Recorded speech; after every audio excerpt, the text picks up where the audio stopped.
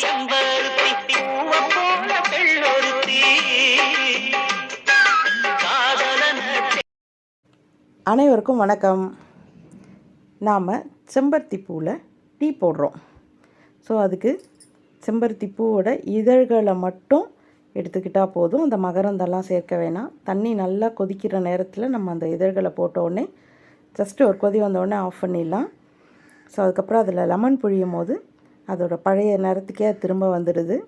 இப்போ நம்ம அதில் நாட்டு சர்க்கரையை சேர்த்து அதில் நம்ம இந்த கொதிக்க வச்சுருக்க செம்பருத்தி தேநீர் இதை நாம் வடிகட்டி ஊற்றிக்கலாம்.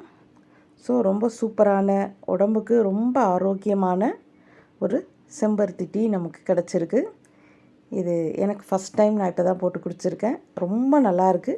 நீங்களும் ட்ரை பண்ணுங்கள். நன்றி.